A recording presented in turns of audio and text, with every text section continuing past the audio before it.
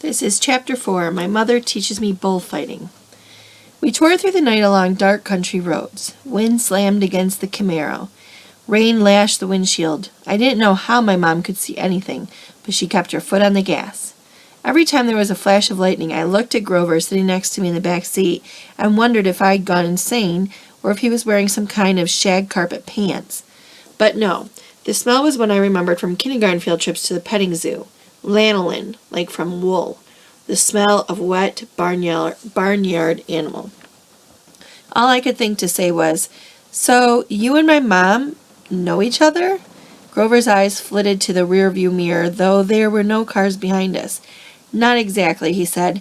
"I mean, we've never met in person, but she knew I was watching you." "Watching me?" "Keeping tabs on you, making sure you were okay. But I wasn't faking being your friend," he added hastily. "I am your friend." What are you exactly?" "It doesn't matter right now." "It doesn't matter? From the waist down, my best friend is a donkey."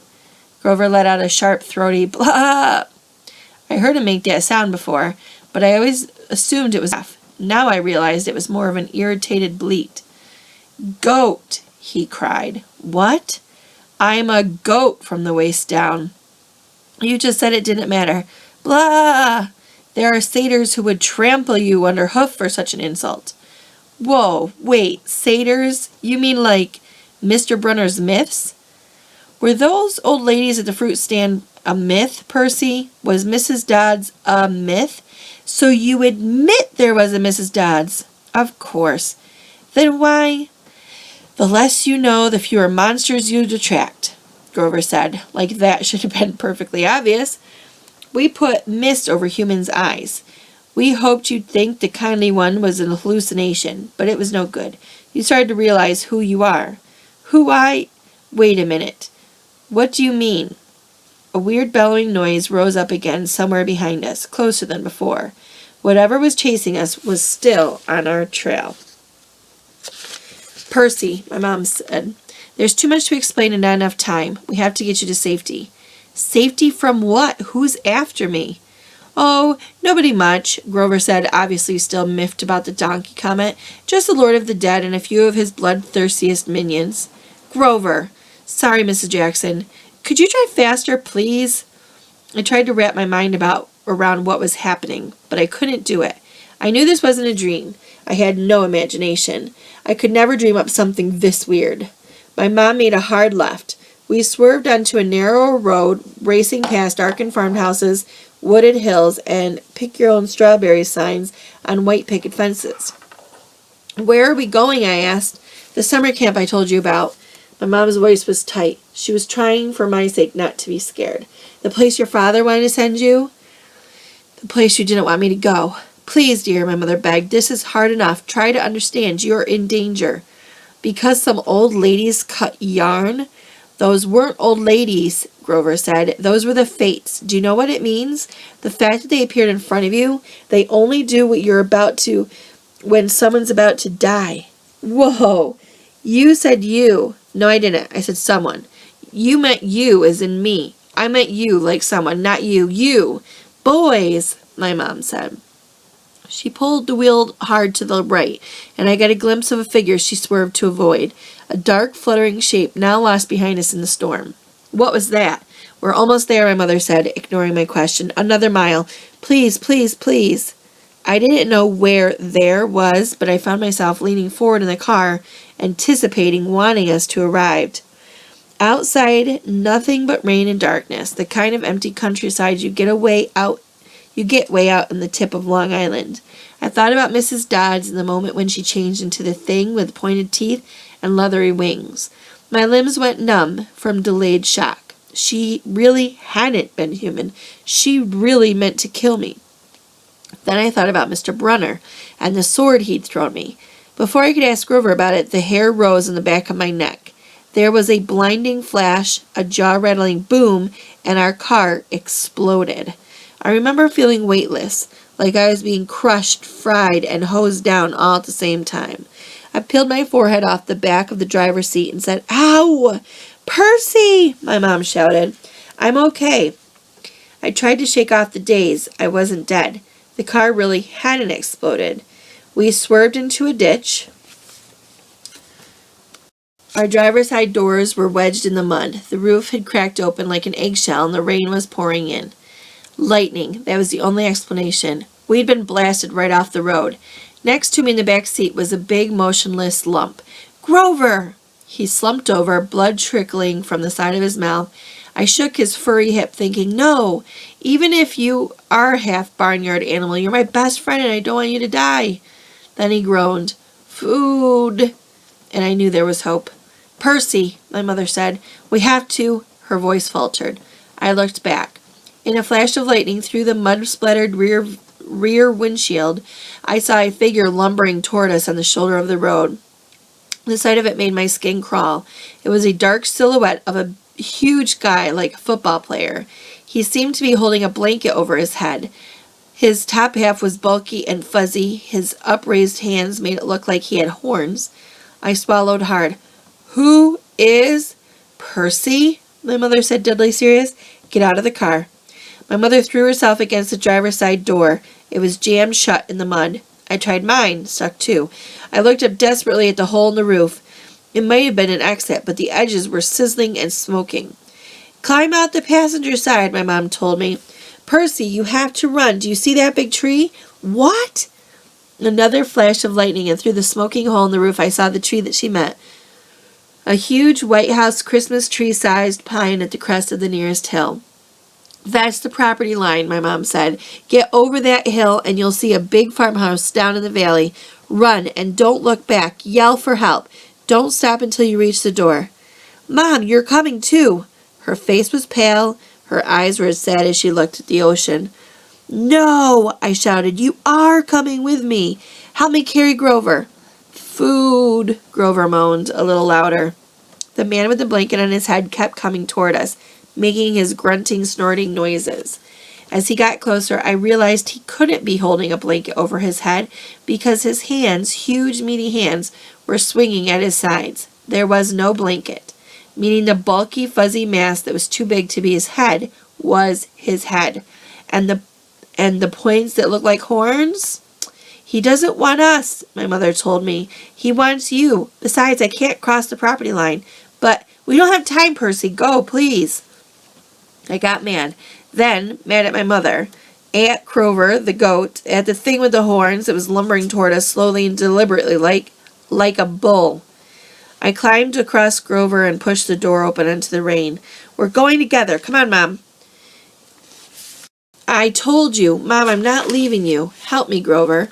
I didn't wait for her answer. I scrambled outside, dragging Grover from the car. He was surprisingly light, but I couldn't have carried him very far if Mom hadn't come to my aid. Together we draped Grover's arms over our shoulders and started stumbling uphill through the wet, waist-high grass. Glancing back, I got my first clear look at the monster. He was 7 feet tall, easy, with arms and legs like something from the cover of Muscle Man magazine, bulging biceps and triceps and a bunch of other seps, all stuffed like baseball under vein-webbed skin. He wore no clothes except underwear. I mean bright white Fruit of the Looms, which would have looked funny except the top half of his body was so scary. Coarse brown hair started out at his belly button and got thicker until it reached his shoulders.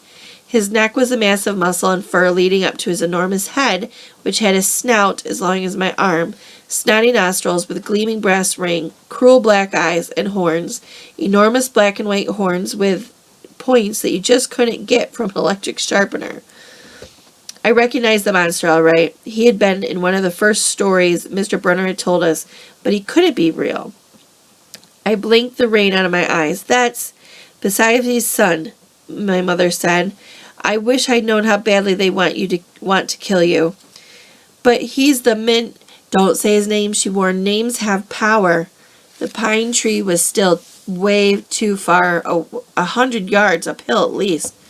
I glanced behind me again. The bull man hunched over our car, looking in the windows, or not looking exactly, more like snuffing, nuzzling. I wasn't sure why he bothered, since we were only about 50 feet away. Food, Grover moaned. Shh, I told him. Mom, what's he doing? Doesn't he see us? His sight and hearing are terrible, she said. He goes by smell. But he'll figure out where we are soon enough. As if on cue, the bull man bellowed in rage. He picked up Gabe's Camaro by the torn roof, the chassis creaking and groaning. He raised the car over his head and threw it down the road. It slammed into the wet asphalt and skidded into the shower of sparks for about half a mile before coming to a stop. Then the gas tank exploded. Not a scratch, I remember Gabe saying. Oops. Percy, Mom said, when he sees us, he'll charge. Wait until the last second, then jump. Understand? How do you know all this? I've been worried about attack for a long time. I should have expected this. I was selfish keeping you near me. Keeping me near you, but another bellow of rage, and the bull man started trumping uphill. He smelled us. The pine tree was only a few more yards, but the hill was getting steeper and slicker, and Grover wasn't getting any lighter. The bull man closed in. My mother must have been exhausted, but she shouldered Grover. Go, Percy, separate. Remember what I said. I didn't want to split up, but I had the feeling that she was right. It was our only chance. I sprinted to the left, turned, and saw the creature bearing down on me. His black eyes glowed with hate. He reeked like rotten meat. He lowered his head and charged, those razor-sharp horns aimed straight at my chest. The fear in my stomach made me want to bolt. That wouldn't work.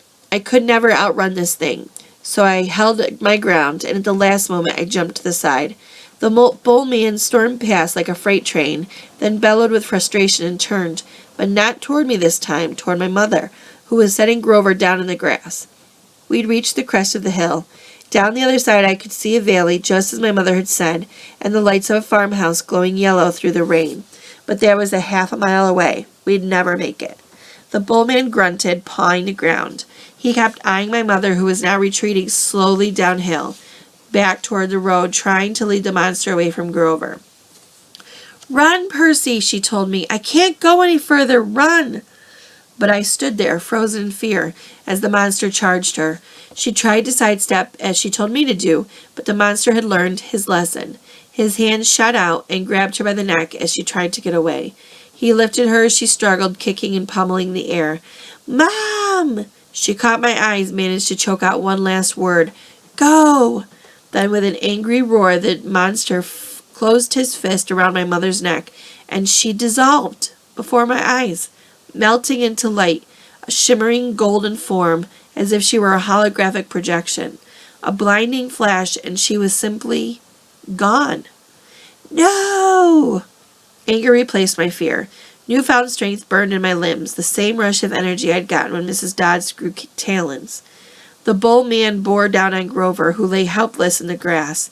The monster hunched over, snuffling my best friend, as if he were about to lift Grover up and make him dissolve too. I couldn't allow that. I stripped off my red rain jacket. Hey! I screamed, waving the jacket, running to the side of the monster. Hey, stupid! Ground beef! Roar! The monster turned toward me, shaking his meeting fist. I had an idea, a stupid idea, but better than no idea at all. I put my back to the big pine tree and waved my red jacket in front of the bull man, thinking I'd jump out of the way at least for the moment. But it didn't happen like that. The bull man charged too fast, his arms out to grab me whichever way I could dodge. Time slowed down. My legs tensed. I couldn't jump sideways, so I leaped straight up, kicking out from the creature's head, using it as a springboard, turning midair and landing on his neck. How did I do that? I didn't have time to figure it out. A millisecond later, the monster's head slammed into the tree, and the impact nearly knocked my teeth out.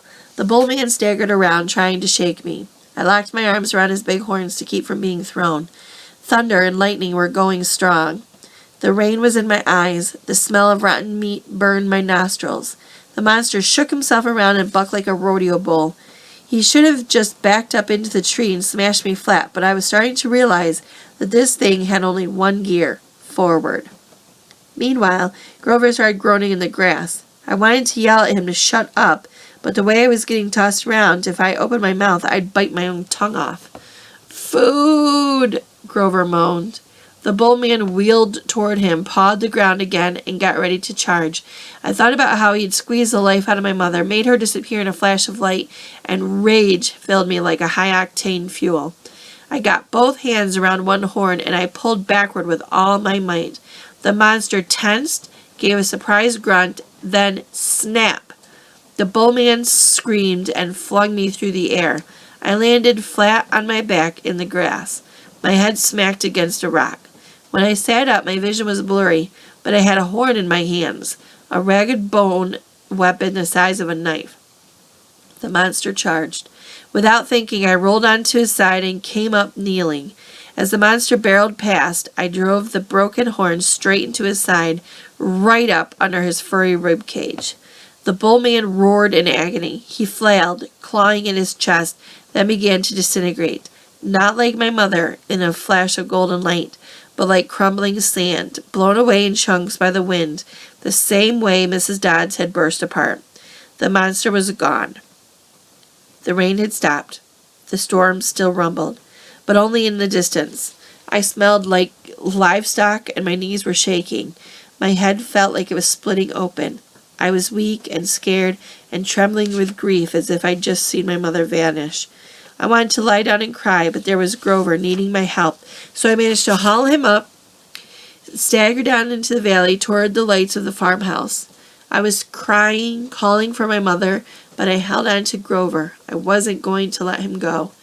The last thing I remember is collapsing on a wooden porch, looking up at the ceiling fan circling above me, moths flying around a yellow light, and the stern faces of familiar-looking bearded man and pretty girl, her blonde hair curled like a princess's. They both looked down at me, and the girl said, "He's the one. He must be." "Silence, Annabeth," the man said. "He's still unconscious. Bring him inside."